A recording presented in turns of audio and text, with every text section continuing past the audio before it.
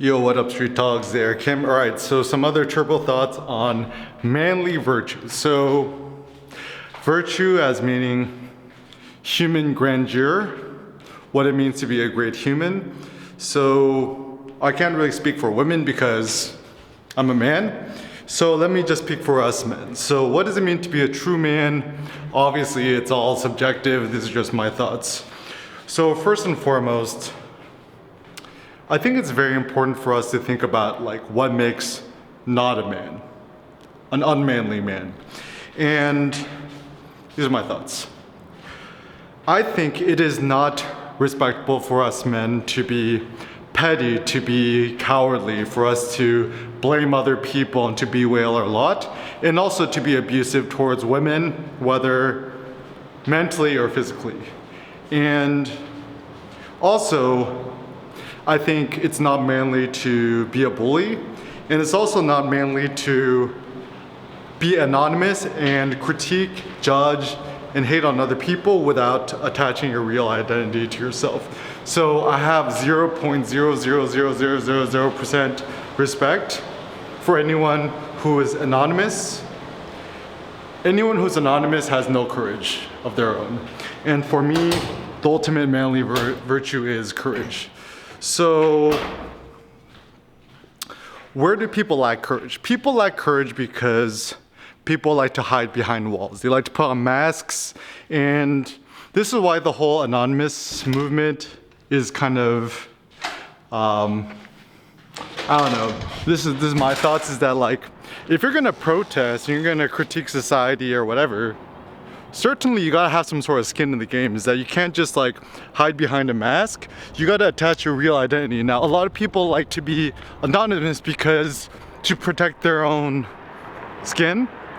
But what does it mean to be truly courageous? Is literally to put your life on your line, to put your respect on the line, to put your own, reputation on the line. And so without some sort of real sacrifice, your opinion essentially means nothing. And so, the more I think about what Nassim Taleb has to say in terms of just skin in the game and courage and manliness, the more I think I tend to agree with it. So for example, like, I've had a lot of people critique me and whatever on me in the past. And as long as they do it to my face, I actually respect them. And I'm like, yo, that's cool that you could critique me and judge me. At least I know who you is. But if you do it anonymously, I'm like, dude, freaking grow a pair, right? So even our best friend Jay-Z says, I only got two things, my word and my balls. And so it really does seem that for us men to be more virtuous essentially means to have more balls. Now, we don't really live in, military times right now. But certainly we do live in an age of opinion where everyone has an opinion, and I think that's a good thing. But one should not have an opinion via anonymous YouTube comments or anonymous comments on blogs, whatever. One needs to put their real name, attach your real face to things. And this is at least one of the good things about Facebook, is that it's made the world a little bit less anonymous. Is like, if people's gonna troll you, at least they do it with their real faces. And so I think it's good for people to critique, hate, troll, whatever, as long as it's with their own two-face, because the worst is when you have a ghost kind of trolling you. So what does it mean to be a real man? So I'm actually really grateful for my dad because he was the ultimate non-man, I think. And so, he would beat my mom physically, mentally abuse her, kind of made her crazy in some regards, would gamble away the rent money. He was the ultimate degenerate, leech, and parasite.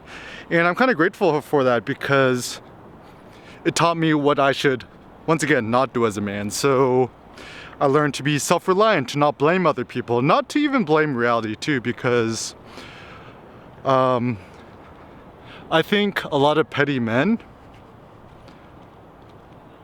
they're always trying to find somebody else to blame because they're not willing to take responsibility of themselves and for themselves. And who's an easy scapegoat? Typically women, because at least, not always, but typically men are more physically intimidating than women. So this is why a lot of men beat their girlfriends or their wives, and I propose a zero tolerance for any sort of physical or even mental abuse against women. And so even one of my personal virtues is to never blame Cindy for nothing, obviously never lay a finger on her, and also not to be mentally harmful. Look at that little duck. And so I think it's really important, just in general, for us to exhibit courage. Now, there's a quadrillion ways you could exhibit courage, and some things that I personally like to think about is exhibiting courage in terms of sharing your opinion, for standing up for others, and also like kind of like standing up for the small guy, or even just standing up for yourself. To have a backbone to stand up for yourself is really important. And for also us to, as philosophers, to have the courage to our own opinions, to our own ideas, and to thought, because I think too often we fall victim to following standard ways of thinking, morality, and stuff like that, without critically thinking for ourselves whether I believe this in for myself, and also whether I want to superimpose these thoughts upon others. Now,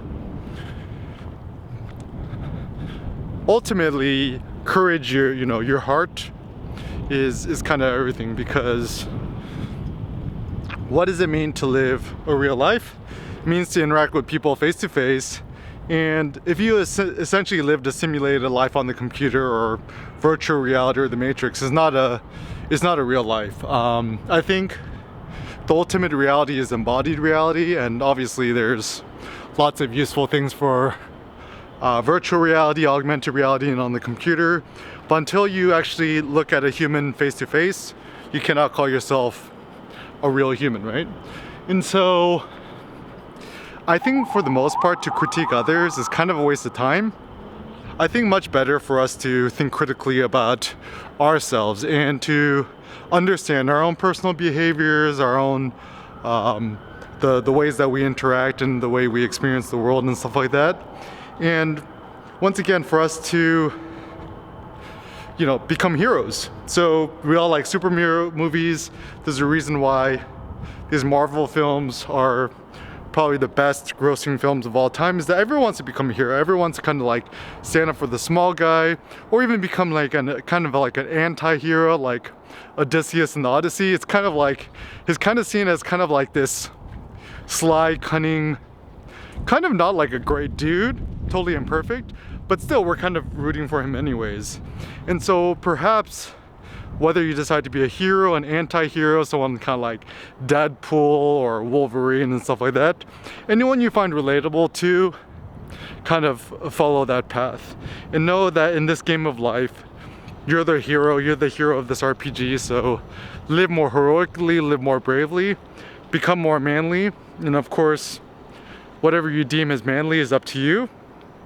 So don't let nobody bully you, don't let nobody fuck with you. And it seems like the basic virtue is, first and foremost, leave other people alone, don't fuck with other people, be kind to everyone you meet, but if someone tries to fuck with you, don't let them do so. Peace.